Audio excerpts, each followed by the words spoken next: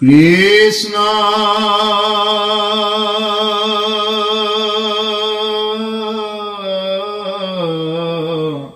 শংকৰ মাধৱ গুৰু হৰি ৰাম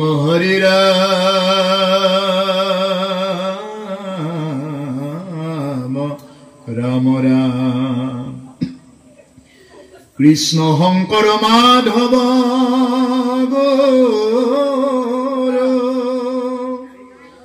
হৰি ৰাম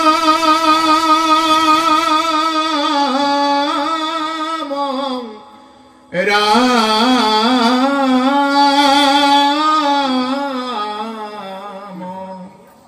কৃষ্ণ শংকৰ মাধৱ গুৰু হৰি ৰাম ৰাম ৰাম ৰাম কৃষ্ণ শ্ৰীকৃষ্ণৰ গোবৰ্ধন ধাৰণ হে ৰাম ইন্দ্ৰয়া দেখে আখি মহামে ঘন পৰম প্ৰাৰম্ভে কৰৈ গগনে গৰ্জন হৰ হৰ হব দেম পুৰিল দে পাখ ব্ৰজৰ নিপাতে যেন জলৈ গৰ্ভত্ৰাস এৰম ভৈল আতে দশো দিশ দিনতে আন্ধাৰ ও মিলিল দুৰ্ঘোৰ ভয়ম ব্ৰজৰ ব্ৰজাৰ উৰুৱাই প্ৰচণ্ড বতাহে চালে বাৰে তিৰিমিৰি বিজুলি চকমক মাৰে কৃষ্ণ বাপ বান্ধৱ পাই মাতৃৰ সমস্ত জনা আজি আপোনাভাৱে যি এই ভাগৱত অনুষ্ঠান আয়োজন কৰিছে এই ভাগৱতত কি হৈ আছে ৰসম আলয়ম ভাগৱতত ৰসৰ আলয় যুক্ত হৈ আছে মহামুনীন্দ্ৰ মহন্ত শুকদেৱে মহাৰাজ পৰীক্ষিতৰ আগত এই ভাগৱত কথা কৈ আছে ৰজা পৰীক্ষিত আছিলে এগৰাকী মৃত্যুমুখী লোক আৰু আমিও মৰিবৰ কাৰণে গৈ আছো এদিন এদিন আগুৱাই গৈ আছো ৰজা পৰীক্ষিতে জানিছিল যে তেওঁ অহা 7 দিনৰ ভিতৰত মৰিব আমি নাজানো যে কোনটো বাৰত মৰিম আমি হেতু নাজানো কিন্তু মৰিবতো লাগিব সোম মঙ্গল বুধ বৃহস্পতি শুক্ৰ শনি ৰবিৰ ভিতৰতে আমি সকলোৱে মৰিব লাগিব এইটো ফিক্স কিন্তু কোনটো ৰবিবাৰত মৰিম বা কোনটো সোমবাৰত মৰিম এইটো আমি কিন্তু নাজানো অৰ্থাৎ ৰজা পৰীক্ষিত মৃত্যুমুখী লোক আৰু আমিও হলো মৃত্যুমুখী লোক এই মত্য মানে হল মৃত্যু লোক এই মত্য লোকত যিয়ে জনম হ'ব যি বস্তুৰে জনম আছে তেওঁৰ মৰণো আছে এদিন চন্দ্ৰ সূৰ্যও ডুবিব গতিকে সেই কাৰণে প্ৰভুসকল আমিও যেহেতু মৰিবৰ কাৰণে এখোজ গৈ আছো গতিকে সেই কাৰণে আমি কি কৰিব লাগে কৃষ্ণ কথা শ্ৰৱণ কৰিব লাগে মহামুনীন্দ্ৰ মহন্ত শুকদেৱে মহাৰাজ পৰীক্ষিতৰ আগত এই ভাগৱত কথা নকৈ বেলেগ শাস্ত্ৰ ক'ব পাৰিলেহেঁতেন বেলেগ বেদ পঢ়ি শুনাব পাৰিলেহেঁতেন যজ্ঞ কৰিব পাৰিলেহেঁতেন কিবা বেলেগ পূজা কৰিব পাৰিলেহেঁতেন কিন্তু এই যে ভাগৱত পাঠ বা ভাগৱত ব্যাখ্যা অনুষ্ঠান যে কৰিছে বা তেওঁ যে ভাগৱত ব্যাখ্যা কৰি মহাৰাজ পৰীক্ষিতক এই যে গংগাৰ তীৰত শুনাইছে কিয় শুনাইছে কাৰণ কলিযুগত ভাগৱতেই মাত্ৰ এখন উত্তম শাস্ত্ৰ এখানে কি কৈছে এই সকল নিগম কল্পতৰু তাৰ ফলম ভাগত হুকমুখে আকে ভূমি বহিলা বিদিত ৰসত চতুৰ যিটো জন কৃষ্ণ চৰণে দিয়া মন পৰম সন্তোষে পিয়ুক ৰসয়মৃত পৰম সন্তোষে পিয়ুক ৰসয়মৃত সকলো নিগম কল্পতৰু তাৰ ফল মহাভাগৱত সকলো নিগম কল্পতৰু শাস্ত্ৰসমূহৰ ভিতৰত ভাগৱতী মাত্ৰ এখন উত্তম শাস্ত্ৰ এই ভাগৱতত আমাৰ জীৱনৰ য'ত যি লাগে সমস্ত ইয়াত ৰসবিলাক নিহিত হৈ আছে এইকাৰণে মহামুনীন্দ্ৰ মহাৰাজ পৰীক্ষিতক মহামুনীন্দ্ৰ মহন্ত শুকদেৱে এই যে ভাগৱত কথা কৃষ্ণ কথা কৈছে কিয় যে ৰসম আলয়ম ৰসৰ আলয় আছে এইকাৰণে কৈছে শুক মুখাত অমৃত দ্ৰৱ সংযুতম পিবত ভাগৱত ৰসম আলয়ম মুহুৰহু ৰসিকা ভুবি ভাবুকা হে ৰাজন ইয়াত কি হৈ আছে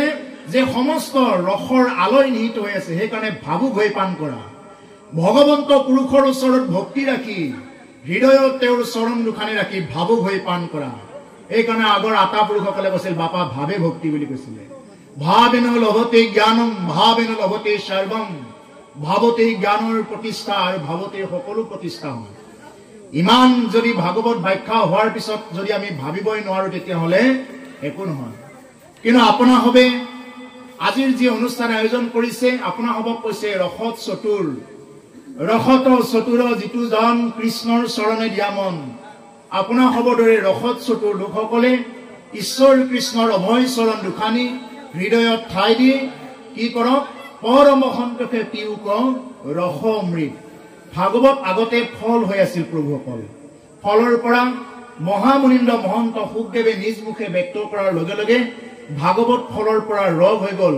সেইকাৰণে কৈছে ৰসম আলয়ম ফলৰ পৰা ৰস হৈ গ'ল আৰু আমি এই ৰসবিলাক পান কৰিব লাগে গতিকে প্ৰভুসকল আজিৰ যি অধ্যায় এই অধ্যায় মহামুনীন্দ্ৰ মহন্ত শুকদেৱে মহাৰাজ পৰীক্ষিতৰ আগত এই ভাগৱত কথা কৈ আছিলে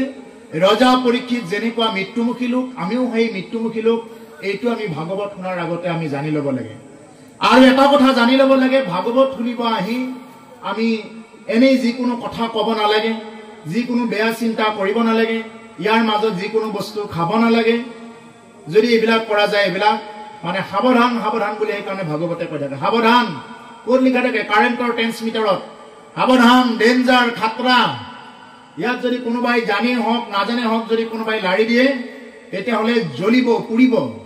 ঠিক তেনেকুৱা এই ভাগৱত অনুষ্ঠানৰ আগত আহি যদি কোনোবাই ধেমালি কৰে ধেমালি কৰা জাগা বহুত আছে ভাগৱত অনুষ্ঠানত আহি ধেমালি কৰা জাগা নহয় গতিকে সেইকাৰণে ভাগৱত অনুষ্ঠানত আমি কি কৰিব লাগে গহীন গম্ভীৰ্যভাৱে যিখিনি সময় শুনিম সেইখিনি সময় গহীন গম্ভীৰ্যভাৱে যদি শুনা যায় নিশ্চয় প্ৰভু ভগৱন্তই কৃপা কৰিব প্ৰভুসকল এতিয়া ইন্দ্ৰৰ মনত মহা ক্ৰোধ হৈ আছে ইন্দ্ৰই পূজা পোৱা নাই ভগৱন্ত পুৰুষে কি কৰিছে যে আমি গোবৰ্ধনকে আমি পূজা কৰিম কিয় আমি ইন্দ্ৰক পূজা কৰিম এনেকুৱা ধৰণৰ কথা ভগৱন্ত পুৰুষে নন্দ আদি কৰি যিমানবিলাক গোপ বালক আছে সমস্তৰে আগত ব্যক্ত কৰিছে যে আমি ডালে ডালে পুজিলে নহয় আমি গুৰে গুৰে পুজিব লাগিব তেতিয়াই হ'ব আমাৰ এই পাহাৰখনে বেছিকৈ দি আছে গতিকে আমি গোবৰ্ধন পূজা কৰাই শ্ৰেষ্ঠ হ'ব ইন্দ্ৰৰ আদেশে ৰাখি মহামেঘগণ পৰম প্ৰাৰম্ভ কৰি গগন গৰ্জন ইন্দ্ৰই কি কৰিছে মেঘবিলাকক আদেশ কৰিছে যোৱা মেঘ প্ৰচণ্ড তীব্ৰ বৰিখন কৰা ধাৰাসাৰ বৰিখন কৰা পৰম প্ৰাৰম্ভে কৰি গগনে গৰ্জন আৰু কি কৰিছে গগনে মানে আকাশত গৰ্জন কৰিছে কি মেঘে গৰ্জন কৰিছে যে বৰষুণ দিবৰ কাৰণে হৰ হৰ হবদে পৰিল দিখপাশ ব্ৰজৰ নিপাতে যেন জলৈ গৰ্ভতা এনেকুৱাকে মানে ব্ৰজপাত হৈছে এনেকুৱা ব্ৰজপাত যেন থকাই টান হ'ব কাণ তাল মাৰি যোৱা এনেকুৱা ব্ৰজপাত হৈছে সেইদিনা মানে ইন্দ্ৰৰ যিটো অহংকাৰ আমাৰো কিছুমান মানুহৰ যিটো অহংকাৰ থাকে এই অহংকাৰৰ কি পৰিণাম হয় তাকেই আজিৰ অধ্যায়ত ক'ব। এই যে আমাৰ কিছুমান মানুহে কিবা অকণমান জানি তেওঁ আৰু মানে আনক আৰু কোনো ধৰণৰ মান্যতা দিব নোখোজে। এনেকুৱা ধৰণৰ কথা বা মোৰ বহুত ধন সম্পদ আছে মই এওঁলোকৰ লগত কিয় বহিম, এনেকুৱা ধৰণৰ যাৰ নেকি জাতিক লৈ অভিমান থাকে, জাত্যাভিমান যাৰ থাকে, পাণ্ডিত্যাভিমান, ৰূপাভিমান, ধনাভিমান, গুণাভিমান, এইবিলাকক লৈ অভিমান যিয়ে কৰে তেওঁ ভাগৱত শুনিলেও তেওঁ মূৰৰ চুলি পকি গ'লেও কাম নহ'ব। গতিকে সেইকাৰণে ভাগৱত শুনিব আহিলে আমি কি কলা বগা ওখ চাপৰ ধনী দুখীয়া পুৰুষ মহিলা এইবিলাক বিচাৰ নাই। ভাগৱতত এইবিলাক একো বিচাৰ নাই। আমি কি হৈ আছো ইয়াতে আমি এক আত্মা, আৰু আত্মধৰ্মই হ'ল এই ভাগৱত ধৰ্ম। গতিকে সেইকাৰণে প্ৰভুসকল এই ইন্দ্ৰৰ যি অহংকাৰ, এই অহংকাৰ কি হয় আজিৰ এই অধ্যায়ত ক'ব। ভৈল আতি দশদিকে দিনতে আন্ধাৰ, মিলিল দুৰ্ঘোৰ ভয় ব্ৰজৰ প্ৰজাৰ, ব্ৰজবাসী প্ৰজাসকলৰ, ব্ৰজাংগনা প্ৰজাসকলৰ মনত বহুত ভয় হৈছে। দশদিকে অন্ধকাৰ, পূবে পশ্চিমে উত্তৰে দক্ষিণে, মানে একদম কোনা কোনি ওপৰে তলে গোটেইবিলাকত কি হৈ গৈছে, কেৱল যিমান ফালে চাই সিমান ফালে কি হৈ গৈছে, কেৱল অন্ধকাৰ আৰু অন্ধকাৰ, যেন কলীয়া মেঘে চালি ধৰিছে।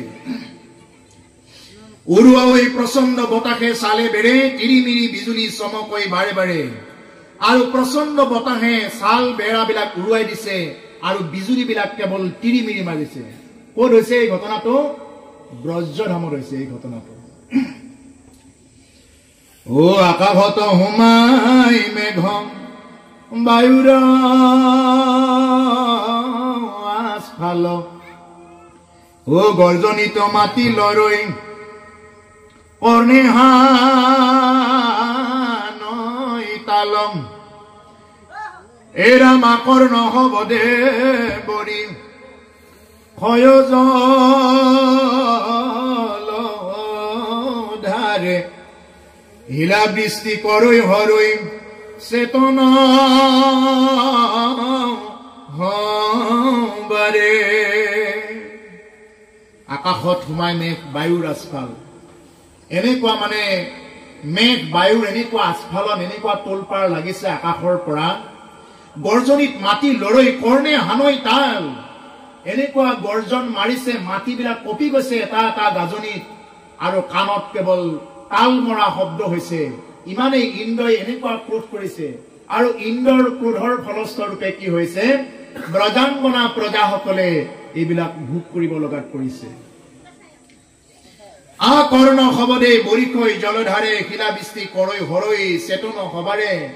এনেকুৱা শিলাবৃষ্টি কৰিছে, এনেকুৱা শিলাবৃষ্টি কৰিছে, সকলোৰে চেতন বিলাক ঘূৰি দিছে, চেতনা নোহোৱা হৈ গৈছে। এনেকুৱা বৰষুণ আমি দেখাই নাই, এনেকুৱা ব্ৰজপাত। সাধাৰণ দুই এটা ব্ৰজপাত পৰাৰ লগে লগে আমাৰ ভয় লাগে, ক'ত থাকো ক'ত নাথাকো লাগে। কিন্তু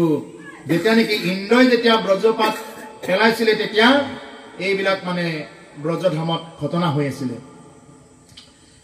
গোকুলত ঢাকি বৰকিল নিৰন্তৰ, কৰৈ জলধাৰা তম্ভ সমথূল কৰ, খাল বাম হবে ভৈল দেখি একাকাৰ, ও মিলিল প্ৰলয় যেন প্ৰজাক্ষয়ংকাৰ।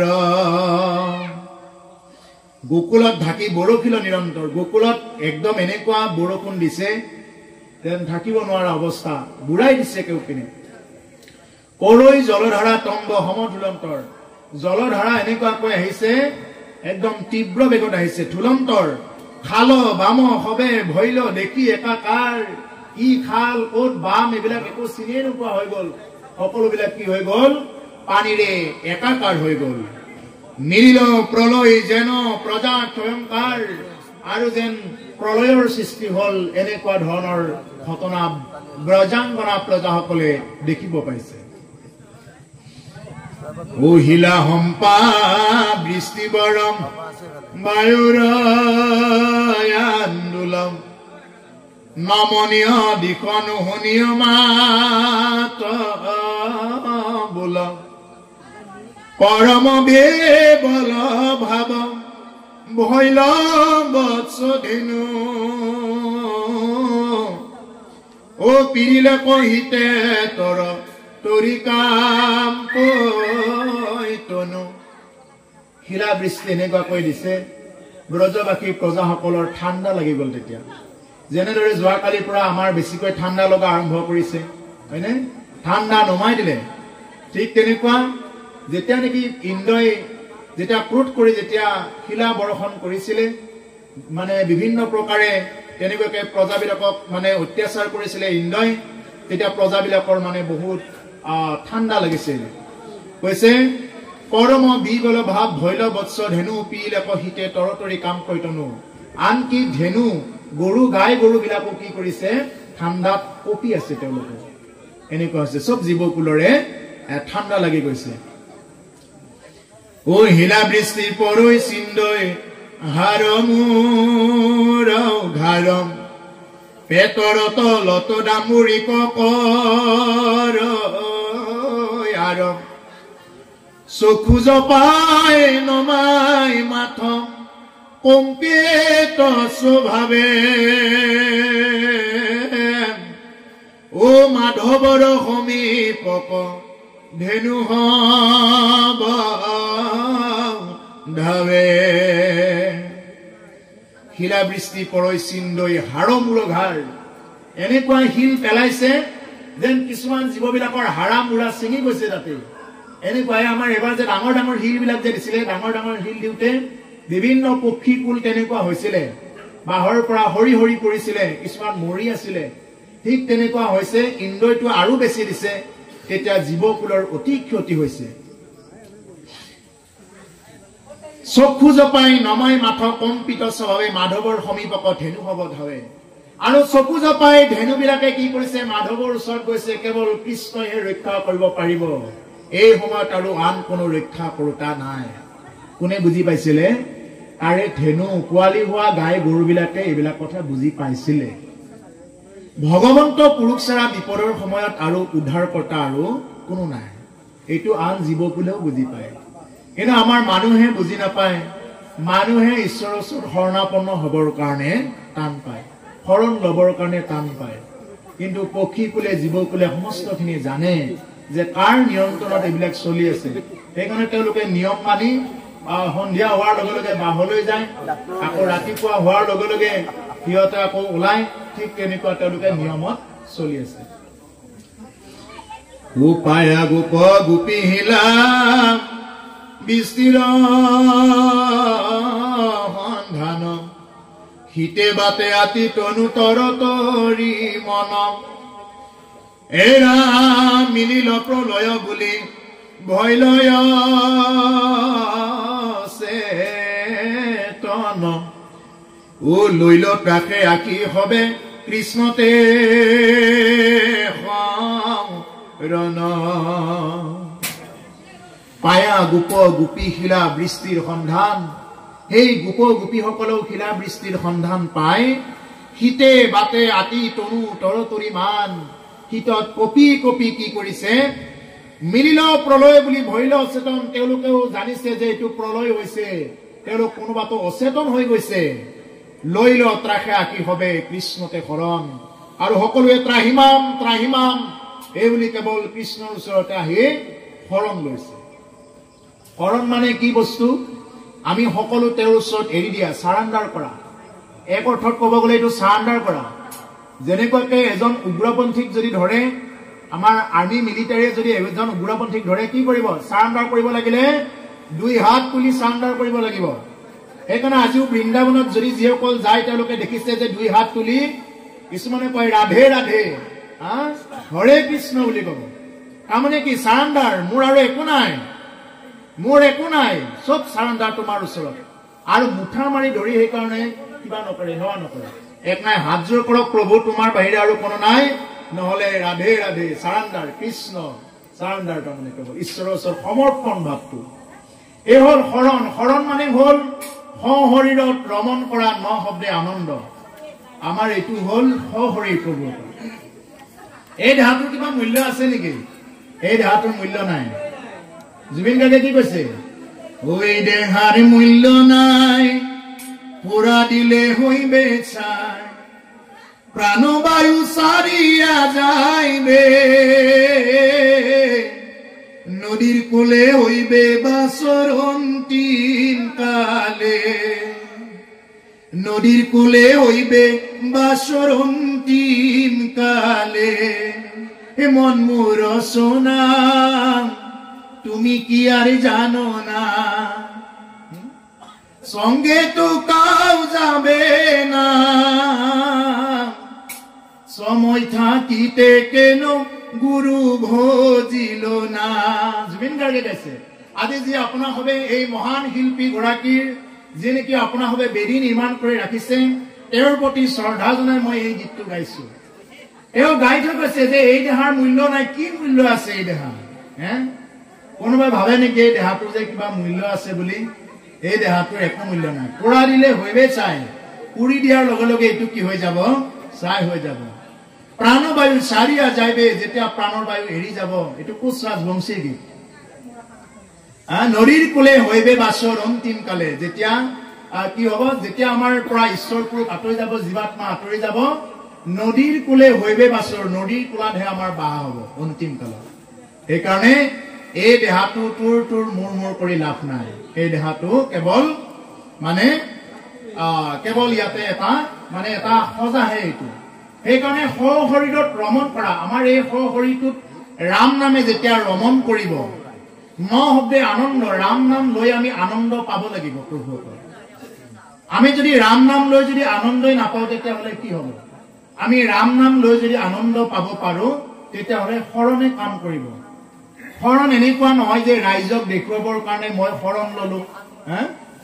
আৰু কাবাক দেখুৱাবৰ কাৰণে মই শৰণ ললো এনেকুৱা নহয় শৰণ মানে আমাৰ এই শৰীৰত ৰাম নামে যেতিয়ালৈকে ৰমণ কৰিব সেই হ'ব শৰণৰ মূল তাৎপৰ্য গতিকে সেইকাৰণে ব্ৰজাংগনা প্ৰজাসকলেও শৰণ লৈছে কেৱল ঈশ্বৰ কৃষ্ণৰ ওচৰত কেতিয়া যেতিয়া প্ৰলয় মিলিলে যেতিয়া প্ৰলয় আহিছে তেতিয়া আৰু বেলেগ উপায় নাই কেৱল কৃষ্ণহে ৰাখিব বেলেগ আৰু কোনেও ৰাখিব নোৱাৰে আজি মাতটো ভাঙি আছে দিনত অনুষ্ঠান কৰাৰ কাৰণে সেইকাৰণে মই ভালকে আৱাজটো দিব পৰা নাই ও ত্ৰাহি ত্ৰাহি হে কৃষ্ণ কৃষ্ণ কৃপাময়ম বিপদৰ বন্ধু হেৰা যাওঁ জমালয়ম যেন লাগৈ চিন্তাৱাতম উপায় সম্প্ৰতি ও তোমাৰ চৰণ বিনে নাহিয়ান গতি ত্ৰাহি ত্ৰাহি কৃষ্ণ ৰক্ষা কৰা কৃষ্ণ এই বুলি কি কৰিছে সকলো প্ৰজাবিলাকে ব্ৰজাংগনা প্ৰজাসকলে কৃষ্ণৰ ওচৰত শৰণ লৈছে কৃপাময় অৰ্থাৎ ভগৱন্ত পুৰুষেই হল কৃপাময় বেলেগ আৰু এই জগতত কোনো দ্বিতীয়জনা কৃপাময় আৰু এই জগতত কোনো নাই বিপদৰ বন্ধু হেৰা যাও জমালয় এই বিপদৰ সময়ত আপোনাৰ জীৱনত যে বিপদ নাহক কিয় যদি কৃষ্ণ ৰাম নাম যদি ঠিকে জপ কৰে যদি ৰাম নাম লয় সমস্ত বিপদ বিঘিনিৰ পৰা হাত সাৰিব পাৰিব এইটো মই ক'ব লাগে কাৰণে কোৱা নাই এইটো মানে এইটো ক'ব লাগে কাৰণে কোৱা হোৱা নাই এইটো একদম শাস্ত্ৰসন্মত বাস্তৱ কথা অভিজ্ঞতাৰ পৰা কোৱা হৈছে যে জীৱনত কেৱল ৰাম নাম কৃষ্ণ নাম নামেই ধন নামৰ বিনে আৰু এই জগতত গতি নাই এই নাম কৰ পৰা বৈ আহে এই নাম বৈকুণ্ঠৰ পৰা বৈ আহে হৃদয়ৰ মাজত এইটো অহৰ্নিশে বৈ নাহে কি কৈছে হে ৰাম নামে গংগাৰ জল লবলৈকে মন বৈ আহে হৃদয়ৰ মাজে হে ৰাম ৰাম বৈ আহে হৃদয়ৰ মাজে জুবিন গাৰ্গে গাই থৈ গৈছে এইটো গীত ৰাম নাম ক'ত প্ৰকাশ হয় হৃদয়ৰ মাজত অহৰ্নিশে যেনেকুৱাকে নদী অহৰ্নিশে বৈ থাকে ঠিক তেনেকুৱাকে এজন ভক্তৰ হৃদয়তো ৰাম নাম কৃষ্ণ নাম অহৰ্নিশে বৈ থাকে সেইকাৰণে পাৰিলে আমি যোনেই নহওক কিয় আমি য'তেই জন্মগ্ৰহণ নকৰো কিয় আমি যি আচাৰ ভোগ ফেখনত নচলো কিয় কিন্তু কৃষ্ণ নাম ৰাম নাম ল'বই লাগিব ৰাম নাম কৃষ্ণ নাম ব্যতিৰেকে এই জগতত আৰু কোনেও তৰাব নোৱাৰে সেইকাৰণে কৈছে বিপদৰ বন্ধু হেৰা যাও জমালয় ব্ৰজাংগনা প্ৰজাসকলে কৈছে হে কৃষ্ণ ইমান ব্ৰজপাত পৰিছে ইমান ব্ৰজপাত আমাৰ ঠাণ্ডাত গা কপি গৈছে এই সময়খিনি তুমিহে বিপদৰ পৰা ৰক্ষা কৰিবা বিপদৰ বন্ধু তুমি আৰু বেলেগ কোনো নাই সেইকাৰণে চাব যে আগদিনালৈ তেওঁ ভগৱান নাই নাই কৰি থাকে ভগৱান নালাগে নালাগে কৰে কিন্তু তেওঁৰ যিমানেই তেজ নাথাকক কিয় দেহত এদিন শেষৰ সময়টো যিদিনা আহিব সেইদিনা তেওঁ ঈশ্বৰকে কাবু কৰে নহলে ঈশ্বৰৰ বাহিৰে আৰু বেলেগে তেওঁক ৰক্ষা কৰোতা আৰু কোনো নাই সেইকাৰণে কৈছে বিপদৰ বন্ধু হেৰা যাও জমালয় যেন লাগৈ চিন্তা তো উপায় সম্প্ৰতি তোমাৰ চৰণ বিনে নাহি আমগতি গতিকে যেন লাগৈ চিন্তা তো উপায় সম্প্ৰতি কি চিন্তা কি কৰা এইটো তুমিহে জানা হে ভগৱান তুমি এটা কিবা আমাক গতি দিয়া এই বুলি ব্ৰজাংগনা প্ৰজাসকল আহিছে আৰু আমিও সেইকাৰণে নিজৰ যি যি কথা থাকে এইবিলাক আমি ঈশ্বৰৰ ওচৰত ব্যক্ত কৰিব লাগে আৰু ব্ৰজাংগনা প্ৰজাসকলে এইদৰে ঈশ্বৰৰ ওচৰত ব্যক্ত কৰাৰ কাৰণে তেওঁলোকৰ দুখৰ কথা তেওঁলোকৰ ভয়ৰ কথা ব্যক্ত কৰাৰ কাৰণে ঈশ্বৰ পুৰুষে তেওঁলোকৰ ৰক্ষা কৰে যিহেতু তেওঁ তিনিটা তাপৰ পৰা জীৱক ৰক্ষা কৰে সচ্চিদানন্দ ৰূপায় বিশ্বৎপত্ৰ্যাদি হেতবে আপত্ৰয়োৰ বিনাশায় শ্ৰীকৃষ্ণায় বয়ম নমঃ তিনিটা তাপৰ পৰা আমাক কি কৰে ৰক্ষা কৰে কি তাপ আদি ভৌতিক তাপ আদি দৈবিক তাপ আৰু আধ্যাত্মিক নামৰ তিনিপুৰা জুইৰ পৰা আমাৰ জীৱবিলাকক কি কৰে ভগৱন্ত পুৰুষে ৰক্ষা কৰে আদি ভৌতিক তাপ মানে কি আমাৰ ভৌতিক শৰীৰটো যিমানবিলাক আমি সুখ পাই থাকো এই ভৌতিক শৰীৰটোত এই জ্বৰৰ পৰা মূৰবিহৰ পৰা পেটৰ বিহৰ পৰা যিমানবিলাক হৈ থাকে একদম মাটিয়ে খোৱাৰ পৰা যিমানবিলাক বেমাৰ হৈ থাকে এই সমস্ত বেমাৰবিলাক কি আমাৰ আদি ভৌতিক তাপ বুলি কয় জীৱ মাত্ৰে এইবিলাক তাপ ভোগ কৰিব লগা হয় আৰু এটা হল আদি দৈবিক তাপ দৈব ক্ৰমে বোলে হঠাতে গৈ আছিলে বাইকেৰে কৰিবলৈ বোলে ভৰি এখন ভাগি থাকিলে এই হঠাতে মই অলপ আগত দেখিছিলো বোলে সাপে কামুৰিলে বিচাই ডাকিলে এই যিমানবিলাক ঘটনা হঠাতে শুনো এইবিলাক হল আদি দৈবিক তাপ এটা হল আধ্যাত্মিক তাপ আজি ব্ৰজবাসী প্ৰজাসকল আধ্যাত্মিক তাপত পৰি আছে এই আধ্যাত্মিক তাপ কি এই যেনেকুৱা ধুমুহা ব্ৰজপাত শিলাবৃষ্টি এনেকুৱা ধৰণৰ কথাবিলাক হল আধ্যাত্মিক তাপ আধ্যাত্মিক তাপ এইটো দুই প্ৰকাৰে এটা হল শাৰীৰিকভাৱে পোৱা আৰু এটা হল মানসিকভাৱে পোৱা এটা মানসিকভাৱে পোৱা তাপ কি বোলে ভাতৰ তিতা খাব পাৰি মাতৰ তিতা খাব নোৱাৰি এইটো হল আধ্যাত্মিক তাপ তাৰমানে ভাতৰ তিতাটোৱে যদি কোনোবাই যদি তিতা আদি দি দিয়ে বা নিমখে তেলেও যদি ভাত দি দিয়ে বোলে তেল নাই অকল নিমখে জলকীয়া দিছে তথাপিও ভাতকেইটা বুকত যাব যদি ভালকে ভাতকেইটা দিয়ে আৰু আপোনাক যিমান মোহন ভোগেৰে ভাত দিলেও যদি খালে খা নাখালে মৰি যায় এই বুলি যদি ভাতকেইটা দিয়ে তেতিয়াহ'লে ইয়াৰ সমান আৰু দুখ কাৰো জীৱনত নাই এই যে বোৱাৰীয়ে ভাতকেইটা ঠেকেচা মাৰি দিলে বা হাঁহেকে বোৱাৰীয়েকক ভাতকেইটা ঠেকেচা মাৰি দিলে এই যিমানবিলাক ঘটনা ঘটি থাকে এই যে ভাতৰ তিতা কাৰোবাৰ মাতৰ তিতা যে খাই থাকিব লগা হয় এয়া হল আমাৰ একো একোটা সংসাৰৰ তাপ এই তাপবিলাকৰ পৰাও মুক্ত কৰিবৰ কাৰণে ভগৱন্ত পুৰুষে কি আছে আমাৰ একমাত্ৰ উৎকৃষ্ট উপায় ইয়াৰ বাহিৰত আৰু বেলেগ উপায় নাই দুখ কাৰ জীৱনত নাই দুখ সকলোৰে জীৱনত আছে কিন্তু ভক্তবিলাকে কি কৰিব পাৰে এই দুখবিলাক হজম কৰিব পাৰে বাকিবিলাকে এই দুখবিলাক হজম কৰিব নোৱাৰে তেওঁলোকে কি কৰে এইবিলাক হজম কৰিব নোৱাৰি তেওঁলোকে অন্য চৰম পন্থা ল'ব লগা কৰে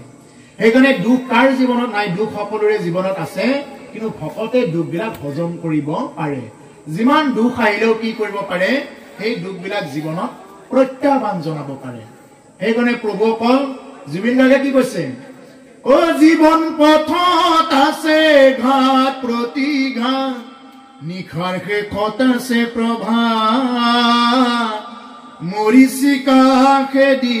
হাহাকাৰ কৰো আমি মৰিচিকা খেদি হাহাকাৰ কৰো আমি এই মৰুভূত জীৱন এই মৰুভূমিত আজীৱন কি কৰি আছো আমি মৰিচিকা খেদি ঘূৰি ফুৰি আছো যদি জীৱনৰ ৰংবোৰে লুকা ভাকু খেলে যদি আখাৰ চাকি উমি উমি জ্বলে তথাপি বন্ধু আগুৱাই যাবা তথাপি বন্ধু মনোবল ৰাখিবা পিছলৈ উভতি নাচাবা জীৱন বাটত যদি কেতিয়াবা ঘাট প্ৰতিঘাত আহে এই ঘাট প্ৰতিঘাতবিলাক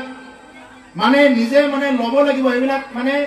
ল'ব পৰা ক্ষমতাটো কেতিয়া পাব যেতিয়া নেকি আধ্যাত্মিকভাৱে আপুনি জড়িত হ'ব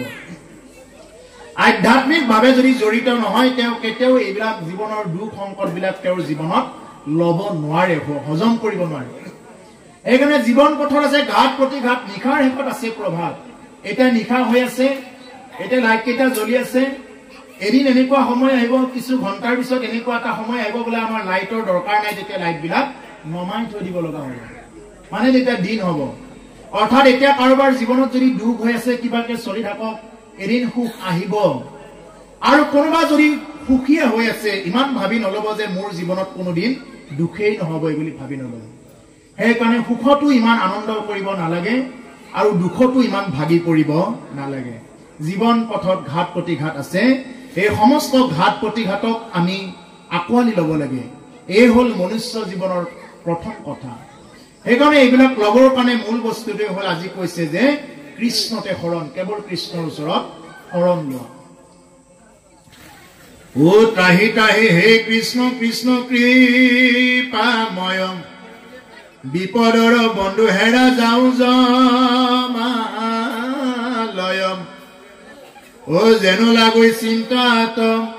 উপায়ে সম্প্ৰতি তোমাৰ চৰণ বিনে নাহিয়া গতি ত্ৰাহি ত্ৰাহি হে কৃষ্ণ কৃপাময় আমাক ৰক্ষা কৰা আমিতো জমৰ ঘৰত যাব ওলাইছো এতিয়া নহলে আৰু উপায় নাই তুমি ৰক্ষা নকৰিলে গতিকে তোমাৰ চৰণ বিনে আৰু আমাৰ গতি নাই বুলি ব্ৰজধামৰ গোপীসকলে কৈছে সমস্ত বিলাকে কৈছে একচিতে তোমাতে খে আকি কৰো হেব তুমি বিনে আন একো নজানো দেৱ এ ৰাম তুমি কি আমাৰ নিজ নাথ নাৰায়ণ চৰণ পংকজে আমি পকিলো শৰণ একচিত্তে তোমাকে আজি কৰো সেৱ হে ভগৱান একচিত্তে আমাৰ চিত্তবিলাক সেইকাৰণে প্ৰভুসকল আমি এক কৰি ল'ব লাগে আমি 12 মাসে 13 পূজা কৰিব নালাগে 12 মাহত আমি এটা পূজাই কৰিব লাগে এজন ঈশ্বৰকে ভজনা কৰিব লাগে যেনেদৰে মই মুখেৰে খাই দিলে বা আঞ্জা পাচলি যিকোনো খাই দিলে আমাৰ কোট ক্যালসিয়াম লাগিব মিনাৰেল লাগিব ভিটামিন লাগিব এন্টিঅক্সিডেন্ট লাগিব ভিটামিন B1 B12 লাগিব গোটেইবিলাক আমাৰ শৰীৰে যেনেকুৱাকে পৃথকে পৃথকে লৈ লয় ঠিক তেনেকুৱাকে আপুনি মই কৃষ্ণ বুলি ক'লে সমস্ত দেৱতাক পূজা হয় পৃথকে পৃথকে পূজিলে কেহু নকয় বুলি কৈছে যদি আমি ভাগে ভাগে পূজা কৰো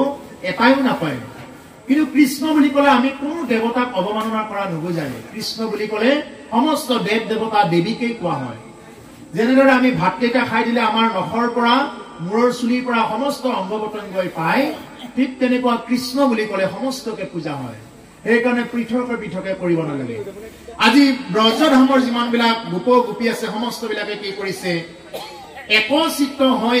ভগৱন্ত পুৰুষৰ ওচৰত সেৱা জনাইছে তুমি বিনে আন একো নজানো দেৱ তোমাৰ বাহিৰেতো আৰু আমি আন দেৱতাক নাজানোৱে প্ৰভু তোমাকে জানো ইমান দিনে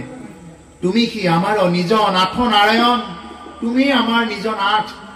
আমাৰ নাথ তোমাৰ গৰাকী তুমি এই বুলি কৈছে নাথ মানে গৰাকী চৰণ পংকজে আমি শৰণ পখিলো শৰণ তোমাৰ সেই চৰণ পংকজত পদুম ফুলৰ কলিটোৰ দৰে ইমান সুন্দৰ সুকুমল চৰণ দুখানি এই চৰণ দুখানিতে আমি কি কৈছো শৰণ লৈছো বুলি কৈছে ব্ৰজধামৰ গোপ গোপীসকলে ভগৱন্ত পুৰুষৰ সেই সুকুমল চৰণ দুখানিতে শৰণ লৈছিলে ইমান সুন্দৰ তেওঁ চৰণ দুখানি তেওঁ চৰণৰ মানে পদধূলা পাবৰ কাৰণে ব্ৰহ্মাই কি বুলি কৈছে জানে ব্ৰহ্মাই কৈছে যে হে ভগৱান মইনো এই ব্ৰহ্মাৰ আসনখনত থাকিনো কি হৈছে মোক বৃন্দাবনত যদি এডাল এনেকুৱা দুবৰি বন কৰি দিয়া ভগৱান মোৰতো ব্ৰহ্মপদত আপুনিতো নাহা মই যি ব্ৰহ্মাৰ পদবীটোত বহি আছো এই ব্ৰহ্মাৰ পদবীটোত তুমিতো নাহা হে ভগৱান যদি মোক কৃপা কৰা মোক পাৰিলে মোক তোমাৰ চৰণ ধৰা ল'বৰ কাৰণে মোক এডাল চিহ্ন কৰি দিয়া সেইকাৰণে প্ৰভুসকল বৃন্দাবনত যিসকল গৈছে বা ভৱিষ্যতে যাব বৃন্দাবনত গৈ সেইকাৰণে যিকোনো বৃন্দাবনৰ পৰা বন গছ আদি উঠাই আনিব নালাগে তাৰ পৰা মাটি যিকোনো বস্তু সেইকাৰণে তীৰ্থক্ষেত্ৰত গ'লে তাৰ পৰা এইবিলাক লৈ আহিব নালাগে কিয় লৈ আহিব নালাগে ব্ৰহ্মায়ো বাঞ্ছা কৰে এডাল তিৰ্ণ হ'বৰ কাৰণে আপুনি মই গৈ যদি তিৰ্ণডাল যদি আমাৰ ঠাইত লৈ আহোঁ তেতিয়াহ'লে এইটো এটা ঘোৰ অপৰাধ হয় সেইকাৰণে পাৰিলে তীৰ্থক্ষেত্ৰত গ'লে কেতিয়াও সেইবিলাক বস্তু উঠাই লৈ নানিব এইটো গুৰুসকলে আগৰ গুৰুসকলে কোৱা কথা বাধা কৰা কথা এইটো আনিব নালাগেও কোনো কাৰণত